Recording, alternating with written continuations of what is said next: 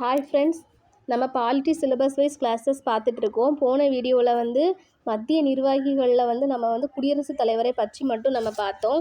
இன்றைக்கி நம்ம யாரை பற்றிலாம் பார்க்கலான்னா, பேலன்ஸ் இருக்கிற துணை குடியரசுத் தலைவர், பிரதமர், அமைச்சர்கள், இந்திய தலைமை வழக்குரைஞர், இந்திய தலைமை கணக்கு தணிக்கையாளர், இவர்களை பற்றி நம்ம ஒரே வீடியோவில் இன்றைக்கி நம்ம பார்க்கலாம். ஓகேவா ஃப்ரெண்ட்ஸ்? தென் நம்ம துணை குடியரசுத் தலைவரை பற்றி நம்ம ஃபஸ்ட்டு பார்க்கலாம். துணை குடியரசுத் தலைவரை பற்றி கூறக்கூடிய விதி என்னென்னா, விதி 63. ஓகேவா? துணை குடியரசுத் தலைவர்னு ஒருத்தர் உள்ளார் அப்படின்னு சொல்கிறது யார்? அதாவது நாட்டில் ஃபஸ்ட்டு உயர்ந்த பதவி யாருடையதுன்னா நம்ம குடியரசுத் தலைவர் அவர்களுடையது. அதே போல் இரண்டாவது உயர்ந்த பதவியை துணை குடியரசுத் தலைவர் வகிக்கிறார் அப்படின்னு சொல்லிட்டு விதி 63 சொல்லுது. அப்புறம் அதாவது இந்த துணை குடியரசுத் தலைவர் பதவி யாரை போலதுன்னா, அதாவது இந்த துணை குடியரசுத் தலைவர் பதவியை அமெரிக்க துணை குடியரசுத் தலைவரின் பதவியை போன்றது அப்படின்னு சொல்கிறாங்க. ஓகேவா? அங்கேருந்து தான் எடுத்தாங்க. துணை குடியரசுத் தலைவர் ஆகிறதுக்கு எந்த தகுதிகள்லாம் இருக்குன்னா, 35 வயது நிரம்பி இருக்கணும், இந்திய குடிமகனாக இருக்கணும், அப்புறமா மாநிலங்களவை உறுப்பினர் தகுதியை பெற்றிருக்க வேண்டும். அதே போல் குடியரசுத் தலைவர் என்னென்னா, மக்களவை உறுப்பினர் ஆகிறதுக்குள்ள தகுதியை குடியரசுத் தலைவர் பெற்றிருக்கணும். அதே நேரம் துணை குடியரசுத் தலைவருக்கு மாநிலங்களவை உறுப்பினர் ஆகிறதுக்குள்ள தகுதியை துணை குடியரசுத் தலைவர் பெற்றிருக்கணும். அப்புறமா என்ன செய்யணும்னா, அதாவது நடுவண் அரசியலோ, மத்திய அரசியலோ, மாநில அரசியலோ அல்லது உள்ளாட்சி அமைப்புகளிலோ ஊதியம் பெறும் பதவியில் அவர் இருக்கக்கூடாது. ஓகேவா? இதுதான் தகுதி. அப்புறம் இவரை யாரெல்லாம் ஓட்டு போட்டு தேர்ந்தெடுக்கிறாங்கன்னா, பாராளுமன்ற இரு அவை உறுப்பினர்கள் அனைவரும், அதாவது நியமன உறுப்பினர்களும் உண்டு. அதே நேரம் நமக்கு குடியரசுத் தலைவருக்கு பாராளுமன்றத்தின் இரு அவை உறுப்பினர்களும் உண்டு. அதில் அவர் குடியரசுத் தலைவர் யாரெல்லாம் நியமனம் பண்ணுவாரோ, அதாவது அவர் ஆங்கிலோ இந்தியன்ஸையும் கலை இலக்கியத்தில் சிறந்தவர்கள் ஒரு 12 பேரை அவர் நியமனம் பண்ணியிருப்பார்ல, அவங்க குடியரசுத் தலைவருக்கு ஓட்டு போட முடியாது. ஆனால் துணை குடியரசுத் தலைவருக்கு எல்லாருமே ஓட்டு போடலாம். பாராளுமன்றத்தின் இரு அவை உறுப்பினர்கள் எல்லாருமே, நியமன உறுப்பினர்களும் உண்டு. சரியா? எல்லாருமே துணை குடியரசுத் தலைவர் தேர்ந்தெடுக்கிறதுக்கு ஓட்டு போடலாம். அப்புறமா 20 உறுப்பினர்களை அவர் முன்மொழியணும் மற்றும் 20 உறுப்பினர்கள் அவரை வழிமொழியணும். சரி? அப்போ தான் இவர் போட்டியிட முடியும். பதவிக்காலம் 5 வருஷம். ஓகேவா? அதாவது சட்டப்பிரிவு, அதாவது பதவிக்காலம் 5 இயர்ஸ். அப்புறம் இவர் மாநிலங்களவையின் தலைவர். ஓகேவா? இவர் மாநிலங்களவையின் தலைவர். குடியரசுத் தலைவர் இல்லாத போது துணை குடியரசுத் தலைவராக இருப்பார். ஓகேவா? குடியரசுத் தலைவர் இல்லாத டைம்லேயோ, ஒரு லீவ் டைம்லேயோ துணை குடியரசுத் தலைவர் குடியரசுத் தலைவர் அவரோட வேலையை பார்ப்பார். அப்புறமா எப்படின்னா, இவர் துணை குடியரசுத் தலைவர் இது எக்ஸ்ட்ரா பாயிண்ட்ஸை நான் சொல்கிறேன். இது இம்பார்ட்டன்ட் பாயிண்ட் மட்டும் நான் உங்களுக்கு இதில் கொடுத்துருக்கேன். இப்போ துணை குடியரசுத் தலைவர் இல்லாத டைம் துணை குடியரசுத் தலைவர் எப்படி பதவி நீக்கம் பண்ணுவாங்கன்னா, அதாவது மக்களவையின் ஒப்புதலுடன் மாநிலங்களவையின் பெரும்பான்மையுடன் நிறைவேற்றப்பட்ட தீர்மானத்தின் மூலம் துணை குடியரசுத் தலைவரை பதவியிலிருந்து நீக்கலாம். ஓகேவா? அதாவது இவர் அதே ப்ரொசீஜர் தான், அதாவது குடியரசுத் தலைவருக்குள்ள ப்ரொசீஜர் தான். இவர் எப்போ பதவி தூக்கணும்னா 14 நாட்களுக்கு முன்னாடியே போயிட்டு துணை குடியரசுத் தலைவர்கிட்ட சொல்லணும். சரிங்களா? அப்புறம் முடிவு வாக்கு இவர், அதாவது முடிவு வாக்கு இவருக்கு மட்டும்தான் துணை குடியரசுத் தலைவருக்கு மட்டும்தான் உண்டு. அதாவது மாநிலங்களவையில் ஒரு சட்ட மசோதா வாக்கெடுப்பு சமநிலையில் 2 பேருமே சமமாக இருக்க பட்சத்தில் இவர் முடிவு வாக்கு போடலாம். சரியா? அந்த முடிவு வாக்கு பற்றி கூறக்கூடிய விதி என்னென்னா, விதி 100. அப்போ அந்த முடிவு வாக்கு இவர் போடலாம். அதாவது ஒரு சட்ட மசோதா செயல்படுத்தும் போது மாநிலங்களவையில் 2 பக்கமுமே சமமாக இருக்குன்னா இவர் அந்த ஓட்டை போடலாம். சரியா? அது துணை குடியரசுத் தலைவருக்கு கொடுக்குறாங்க. அப்புறமா பிரதமரை பற்றி பார்க்கலாம். இவர் இந்திய அரசாங்கத்தின் தலைவர். சரியா? பிரதமர் இந்திய அரசாங்கத்தின் தலைவர். அப்புறம் உண்மையான தலைவர். அப்போ பெயரளவு தலைவர், அரசின் தலைவர்னா யார்? குடியரசுத் தலைவர். ஆனால் இந்திய அரசாங்கத்தின் தலைவர், உண்மையான தலைவர்னா யார்? நம்ம பிரதமர் அவர்கள். விதி 74 என்ன சொல்கிறாங்கன்னா, பிரதமர் அமைச்சர்களுடன் இணைந்து குடியரசுத் தலைவருடன் ஆலோசனை வழங்குவார் அப்படின்னு சொல்கிறாங்க. விதி 75 பிரதமர் குடியரசுத் தலைவரால் நியமிக்கப்படுகிறார் அப்படின்னு சொல்கிறாங்க. விதி 78 பிரதமரினுடைய கடமைகளை சொல்லுது. ஓகேவா? அப்புறமா இப்போ பிரதமரோட பதவி இங்கிலாந்து இருக்குல்ல, இங்கிலாந்தில் உள்ள நாடாளுமன்றத்தினுடைய பெயர் தான் வெஸ்ட் மினிஸ்டர் அரண்மனையில் தான் இங்கிலாந்து நாடாளுமன்றம் அமைஞ்சிருக்கு. அப்போது இங்கிலாந்துலேருந்து தான் நமக்கு இந்த பிரதமர் பதவியை மாதிரியே எடுத்திருக்காங்க. அதனால தான் நம்ம இந்தியாவின் பிரதமர் பதவியை என்ன சொல்கிறாங்கன்னா, வெஸ்ட் மினிஸ்டர் அரசியலமைப்பு ஜனநாயக முறையில் ஏற்றுக்கொள்ளப்பட்டதுன்னு சொல்கிறாங்க. ஓகேவா? அப்புறமா மக்களவையில் பெரும்பான்மை பெற்ற கட்சி தலைவரை பிரதமராக குடியரசுத் தலைவர் நியமிப்பார். அதாவது மக்களவையில் பெரும்பான்மை பெற்ற கட்சி தலைவரை தான் பிரதமராக குடியரசுத் தலைவர் நியமிப்பார். இப்போ மக்களவையில் எலெக்ஷன் வருதுன்னா அதில் யார் யார் வந்து அதிக பெரும்பான்மை பெற்று வெற்றி பெற்றிருக்காங்களோ அந்த எம்பிக்களில் ஒரு எம்பியை தான் வந்து பிரதமராக வந்து குடியரசுத் தலைவர் வந்து நியமிப்பார். அப்புறமா வந்து என்னென்னா அதுக்கப்புறம் அமைச்சர்களை யாராக போடணும்னு சொல்லிட்டு குடியரசுத் தலைவர் பிரதமர்கிட்ட கேட்பாங்க. பிரதமர் வந்து சொல்லி தான் குடியரசுத் தலைவர் வந்து அமைச்சர்களை வந்து நியமிப்பாங்க. அப்புறம் பாராளுமன்றம் எந்த அவையிலிருந்தும் பிரதமரை தேர்வு செய்யப்படலாம். அதாவது பாராளுமன்றம் வந்து மக்களவையிலிருந்தோ மாநிலங்களவையிலிருந்தோ 2 அவையிலிருந்துமே பிரதமரை அவங்க தேர்ந்தெடுத்துக்கலாம். சரியா? அப்புறம் இரு அவையிலுமே இல்லாட்டா கூட அவங்க தேர்ந்தெடுத்துக்கலாம். ஓகேவா? ஆனால் அந்த நபர் வந்து 6 மாத காலத்திற்குள்ளே வந்து நாடாளுமன்ற உறுப்பினராக வேண்டும் அப்படின்னு சொல்கிறாங்க. ஓகேவா? அப்போ குடியரசுத் தலைவர் அவர்கள் நினச்சாங்கன்னா ஒரு ஆளை வந்து பிரதமராக்க முடியும். ஆனால் அவங்க ஒரு 6 மாதத்திற்குள்ளாடி நாடாளுமன்ற உறுப்பினராக வேணும். அப்புறம் பதவி பிரமாணம் யார் செய்து வைக்கிறாங்கன்னா குடியரசுத் தலைவர் அவர்கள் தான் வந்து பதவி பிரமாணம் செஞ்சு வைக்கிறாங்க. யாருகளுக்கு? அந்த அமைச்சர்களுக்கு. இப்போது மக்களவை எலெக்ஷன் நடக்கும்போது பிரதமரை தேர்ந்தெடுக்கிறாங்க, மற்ற அமைச்சர்கள்லாம் தேர்ந்தெடுப்பாங்களா? அப்போது எல்லாரையுமே வந்து குடியரசுத் தலைவர் அவர்கள் தான் வந்து பிரதமரையும் அமைச்சர்களையும் வந்து பதவி பிரமாணம் செஞ்சு வைப்பாங்க. அப்புறம் என்னெல்லாம் பண்ணுறாங்கன்னா குடியரசுத் தலைவருக்கும் அமைச்சர்களுக்கும் இடையே பாலமாக செயல்படுவாங்க. மக்களவையை கலைக்க குடியரசுத் தலைவரிடம் பரிந்துரை செய்வர். அப்புறம் நிதி ஆயோக்கின் தலைவர், இது இம்பார்ட்டன்ட், மத்திய அரசாங்கத்தின் முதன்மை செய்தி தொடர்பாளர் இவங்க. ஓகேவா? அப்புறமா வந்து பிரதமரோட இன்னொரு முக்கியமான பாயிண்ட் என்னென்னா அவங்க வந்து சர்வதேச காமன்வெல்த் மாநாடுகள், அணிசேரா நாடுகளின் உச்சி மாநாடு, சார்க் நாடுகள்ல இருந்தெல்லாம் வந்து அவங்க என்ன பண்ணுவாங்கன்னா ஏதாவது இதெல்லாம் பண்ணுவாங்க. நாடுகளில் வந்து மாநாடு நடக்கும்போது நம்மளுடைய பிரதமர் அவர்கள் தான் அங்கே போய் கலந்துக்கிடுவாங்க. இந்திய நாட்டினுடைய பிரதிநிதியாக போய் அவங்க கலந்துக்கிடுவாங்க அங்கே. ஓகேவா? அப்புறமா வந்து இப்போ அமைச்சரை குழு இருக்குது பார்த்தீங்களா? இப்போது ஒரு மக்களவை எலெக்ஷன் வைக்கிறாங்க. அதில் வந்து பிரதிநிதிகள் வந்து இப்போ 545 பேர் இப்போ தேர்ந்தெடுத்திருக்காங்கன்னா மக்களவையில் எப்படி அமைச்சர்களை வந்து அதில் வந்து தேர்ந்தெடுப்பாங்கன்னா இப்போது நம்ம மக்களவையில் உள்ள உறுப்பினர்களில் வந்து ஒரு 15% மெம்பர்ஸை தான் வந்து அமைச்சர்களாக எடுப்பாங்க. சரியா? அமைச்சர்களாக தேர்ந்தெடுப்பாங்க. இது ஒரு இம்பார்ட்டன்ட் பாயிண்ட், நோட் பண்ணிக்கோங்க. இல்லை நோட்ஸில் இல்லை. அப்புறமா முக்கிய குறிப்பில் பார்க்கலாம். முக்கிய குறிப்பில் வந்து முதல் பிரதமர் யாருன்னா ஜவஹர்லால் நேரு அவர்கள் தான் வந்து இந்தியா குடியரசு ஆனதுக்கு அப்புறமா முதல் பிரதமராக இருந்திருப்பாங்க. அப்புறம் முதல் தற்காலிக பிரதமராக இருந்தவங்க யாருன்னா குல்சாரிலால் நந்தா. வெளிநாட்டு பயணத்தின் போது மறைந்த முதல் பிரதமர் யாருன்னா லால் பகதூர் சாஸ்திரி. முதல் பெண் பிரதமர் யாருன்னா இந்திரா காந்தி அவர்கள். ஓகேவா? அப்புறம் ஃபஸ்ட்டு காங்கிரஸ் அல்லாத பிரதமர், அதாவது ஜனதா கட்சியின் சார்பாக மொரார்ஜி தேசாய் அவர்கள் வந்து 1977 வந்து அவங்க இருந்திருப்பாங்க. தென்னிந்தியாவின் முதல் பிரதமர், அதாவது நம்ம தென்னிந்தியாவிலேருந்து PV நரசிம்மராவ் அவர்கள் தான் வந்து பிரதமராக இருந்திருப்பாங்க. சரியா? அப்புறம் வந்து தற்போதைய பிரதமர் யார்? நரேந்திர மோடி அவர்கள். சுதந்திரத்துக்கு பின்னாடி பிறந்த பிரதமர்னு அவங்கள சொல்கிறாங்க. ஓகேவா? அடுத்து பிரதமரோட அலுவலகம் வந்து 1977 வரைக்கும் பிரதமரின் செயலகம் என்று அழைக்கப்பட்டது. அப்புறம் அமைச்சரவை. சரியா? இப்போ பிரதமருக்கு அடுத்து அமைச்சரவை இருப்பாங்கல்ல, அமைச்சரவையில் வந்து எப்படி இருக்கிறாங்கன்னா ஒரு 3 விதமாக இருக்காங்க. கேபினெட் அமைச்சர்கள், ராஜாங்க அமைச்சர்கள், துணை அமைச்சர்கள். ஓகேவா? அந்த அமைச்சரவை குழுவை எப்படி தேர்ந்தெடுப்பாங்க?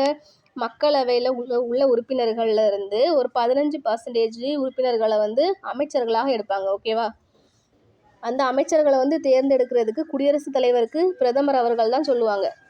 இவங்களுக்கு வந்து இந்த பதவி கொடுக்கலாம் அப்படின்னு சொல்லிட்டு பிரதமர் அவர்கள்ட்ட கேட்டுட்டு தான் குடியரசுத் தலைவர் வந்து அமைச்சரவையில் அந்த 15% உறுப்பினர்கள் வந்து தேர்ந்தெடுப்பாங்க. ஓகேவா? இது இம்பார்ட்டன்ட், நோட் பண்ணி வச்சுக்கோங்க. அப்புறம் நடுவண் அரசின் இப்போ இதில் வந்து 3 வகையான அமைச்சர்கள் இருக்காங்க. கேபினெட் அமைச்சர்கள், ராஜாங்க அமைச்சர்கள், துணை அமைச்சர்கள். கேபினெட் அமைச்சர்கள் தான் வந்து பிரதமர்கிட்ட ரொம்ப க்ளோஸாக இருப்பாங்க. அப்போ எல்லாமே ஏதாவது ஒன்று முடிவு எடுக்கணும்னா பிரதமர் வந்து இந்த கேபினெட் அமைச்சர்ஸ் கிட்ட தான் கேட்பாங்க. அவங்களுக்கு கீழே தான் ராஜாங்க அமைச்சர்கள் இருப்பாங்க.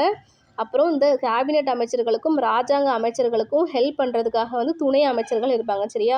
இப்போது கேபினெட் அமைச்சரில் வந்து யாரெல்லாம் வருவாங்கன்னா கேபினெட் அரசாங்கத்தின் கீழே வந்து யாரெல்லாம் வருவாங்கன்னா பாதுகாப்பு, நிதி, வெளியுறவு கொள்கைகள், உள்துறை ஆகியவையெல்லாம் வந்து முக்கிய முடிவுகளை எடுக்கிறதா வந்து இந்த கேபினெட் அமைச்சர்களுடைய பணி. ராஜாங்க அமைச்சர்கள் என்னென்னா பொறுப்பு அமைச்சர்களாக இருப்பாங்க. ஏன்னா இவங்க தான் வந்து இந்த அமைச்சரவை குழுவினுடைய 2வது வகையினர்கள். சரிங்களா? இவங்க வந்து கேபினெட் அமைச்சருக்கு ஹெல்ப்பாக இருப்பாங்க. ஒரு பொறுப்பு அமைச்சர் மாதிரி செயல்படுவாங்க. அப்புறம் ஒதுக்கப்பட்ட துறைகள் என்னென்னலாம் இருக்கோ அதுக்கு ஒரு பொறுப்பு அமைச்சர்களாக இவங்க செயல்படுவாங்க. ஓகேவா? ஆனால் இவங்க வந்து அவங்க கூப்பிட்டா மட்டும்தான், அதாவது நாடாளுமன்றத்திலேருந்து இந்த கூட்டத்துக்கு வாங்கன்னு சொல்லி அழைப்பு விடுத்தா மட்டும்தான் ராஜாங்க அமைச்சர்கள் வந்து அமைச்சரவைக்கு போக முடியும். ஆனால் கேபினெட் அமைச்சர்களுக்கு அப்படி கிடையாது. அவங்களுக்கு தான் அதிக இம்பார்ட்டன்ட் கொடுப்பாங்க. ஏன்னா அவங்க பிரதமர் கூட க்ளோஸாக இருப்பாங்க. ராஜாங்க அமைச்சர்கள் அப்படி கிடையாது. இவங்களை கூட்டத்துக்கு வாங்கன்னு சொல்லி கூப்பிட்டா மட்டும்தான் வந்து இவங்க அமைச்சரவைக்கு போக முடியும். துணை அமைச்சர்கள் எதுக்குன்னா கேபினெட் அமைச்சர்களுக்கும் ராஜாங்க அமைச்சர்களுக்கும் ஹெல்ப் பண்ணுறதுக்காக தான் இருக்காங்க. அப்புறம் இந்திய தலைமை வழக்குரைஞர்கள், சரியா? விதி 76 வந்து இந்திய தலைமை வழக்குரைஞர்களை பற்றி விதி 6 சொல்லுது. சரி, விதி 76 சொல்லுது. ஓகேவா? அப்புறம் வந்து என்னென்னா இவங்களை வந்து யார் நியமிக்கிறாங்கன்னா குடியரசுத் தலைவர் தான் வந்து இந்திய தலைமை வழக்குரைஞரை நியமனம் செய்கிறார். தகுதி வந்து உச்ச நீதிமன்ற நீதிபதிக்கு இணையான தகுதி பெற்றிருக்க வேண்டும். பதவி காலம் வந்து அரசியல் அமைப்பில் கிடையாது. குடியரசுத் தலைவர் விரும்பும் வரைக்கும் அவர் இருக்கலாம். குடியரசுத் தலைவர் நினச்சா அவரை 2 வருஷத்துலேயே தூக்கலாம், இல்லைனா ஒரு 6 வருஷம் 7 வருஷம் கழிச்சு கூட தூக்கலாம். அது குடியரசுத் தலைவருடைய விருப்பம். அரசியல் அமைப்பில் அவங்களுக்கு இவ்வளோ பதவி காலம் தான் இருக்குது அப்படின்னு சொல்லி கிடையாது. அப்புறம் இந்தியாவின் உயர்ந்த சட்ட வழக்குரைஞர், ஓகேவா? இவருக்கு துணையாக சொலிசிட்டர் ஜெனரல் மற்றும் கூடுதல் சொலிசிட்டர் ஜெனரல் இருப்பாங்க. இந்தியாவில் உள்ள அனைத்து நீதிமன்றங்களிலும் வழக்காடும் உரிமை பெற்றவர். இந்தியாவில் எந்த நீதிமன்றம் இருந்தாலும் இவர் போய் வழக்காடலாம். ஓகேவா? ஏன்னா இவர் தான் இந்தியாவிலேயே உள்ள இந்த வழக்குரைஞர்கள் இவர் தான் ஃபர்ஸ்ட் லெவலில் இருக்கார். பதவி நீக்கமும் அரசியலமைப்பில் கிடையாது. இப்போ குடியரசுத் தலைவர் வந்து இவரை பதவி நீக்கம்னு செய்யணும், 2 வருஷத்துலேயும் தூக்கலாம், 5 வருஷத்துலேயும் தூக்கலாம். ஓகேவா? இது வந்து அரசியலமைப்பில் கிடையாது. முதல் தலைமை வழக்குரைஞர் யாருன்னா MC சட்டேல்வட். ஓகேவா? இதில் வந்து முதல் தலைமை வழக்கறிஞர் இருக்கும், நீங்கள் வழக்குரைஞர்னு மாற்றிக்கோங்க. முதல் தமிழ் வழக்குரைஞர் MC சட்டேல்வட். அப்புறமா மத்திய தலைமை கணக்கு தணிக்கையாளரை பற்றி பார்க்கலாம். விதி 148 151 வரைக்கும் பகுதி 5 வந்து மத்திய தலைமை கணக்கு தணிக்கையாளரை பற்றி சொல்கிறாங்க. இவர் வந்து ஒரு பொது பணத்தின் பாதுகாவலர், அதாவது இவரை CAGன்னு சொல்லுவாங்க. இவர் தான் வந்து நம்ம இந்திய நாட்டில் உள்ள ஃபுல்லாக நிதி சார்ந்த எல்லாத்தையுமே வந்து இவர் தான் பார்த்துக்கிடுவார். சரிங்களா? இப்போ நிதி இவ்வளோ செலவாயிருக்குன்னு சொல்லி இவர் போய் ஒப்படைப்பார். இப்போ இந்தியாவினுடைய நிதிநிலை அறிக்கையை போயிட்டு குடியரசுத் தலைவரிடமும், அதே போல் ஒவ்வொரு மாநிலத்தினுடைய நிதிநிலை அறிக்கையை வந்து ஆளுநரிடமும் போய் சமர்ப்பிப்பாங்க. ஓகேவா? ஆனால் வந்து ஒவ்வொரு மாநிலத்திற்கும் தனியாக மாநில தலைமை கணக்கு தணிக்கையாளர் கிடையாது. இவங்க தான் வந்து இந்தியாவில் உள்ள எல்லா மாநிலங்களுக்கும் நிதியை வந்து இவங்க தான் பார்ப்பாங்க.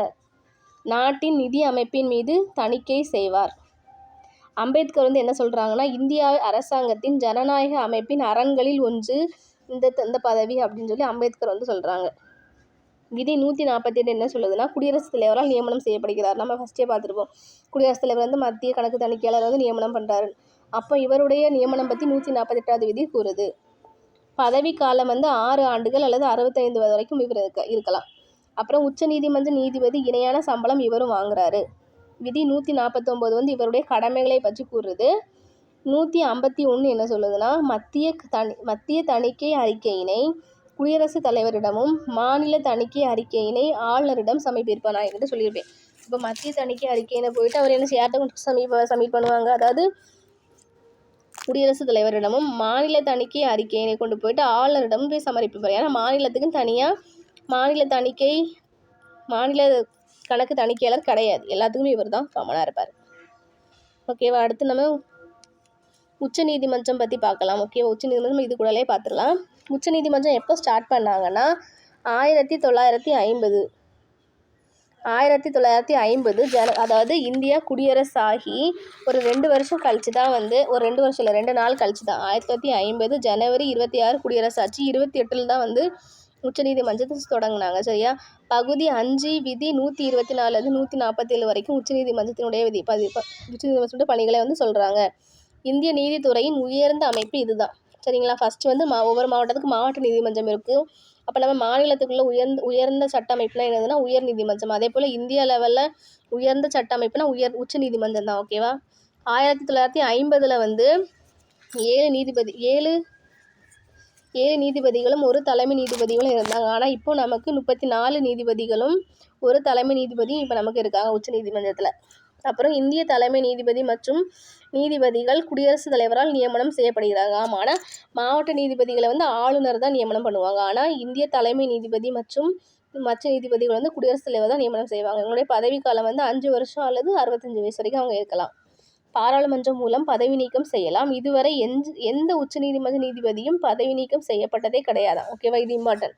பாராளுமன்றம் மூலம் வந்து நம்ம வந்து இந்த உச்ச நீதிமன்ற நீதிபதியை நம்ம பதவி விலக்கம் செய்யலாம். ஆனால் இது வரைக்கும் யாரையுமே அப்படி பண்ணது கிடையாது அப்படின்னு சொல்கிறாங்க.